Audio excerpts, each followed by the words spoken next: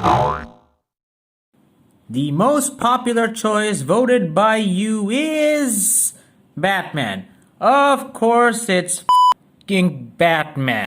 While we can all debate which is the greatest / most popular Batman story of all time, please do so in the comments. It increases this video's visibility. The sheer influence this particular comic has can be seen on what is arguably the greatest Batman movie of all time, The Dark Knight. Something that Christopher Nolan and David S. Goyer even state in the recent forewords of this trade. It even seems like the upcoming Batman movie with Robert Pattinson might take some cues from this story. I'm vengeance. So clearly this story has influence. But does it live up to the hype? If you've seen The Dark Knight, you might have some idea about the plot of this story. Commissioner Gordon, DA Harvey Dent, and Batman vow to work together to bring down the untouchable crime lord Falcone and his criminal empire. However, while this is going on, someone is going around killing members of the Falcone family on various holidays, starting with, you guessed it, Halloween. Meanwhile, the stress of the Falcone case clearly affects the mental state of Dent, as his actions start to become more and more irrational, leading him on the path to become Two-Face. Let's start with the prose of the story. The art is gorgeous. I had to mention that or someone else would have.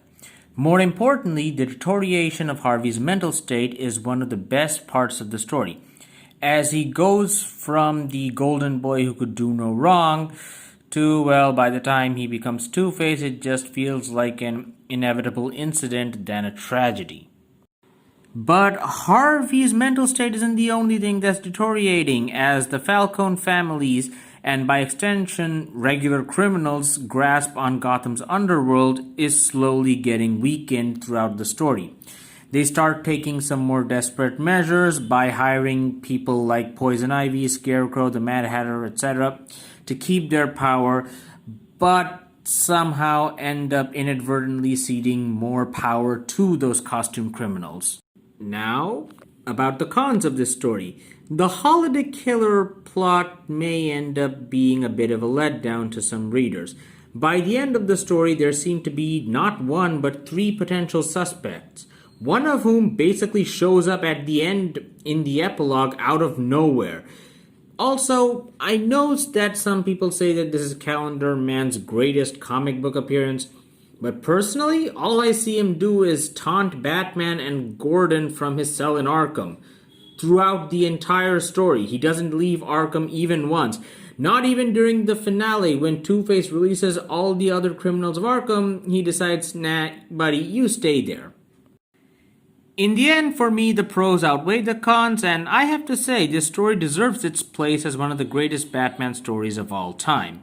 But what do you think? Let me know in the comments below. You either die a hero, or you live long enough to see yourself become the villain.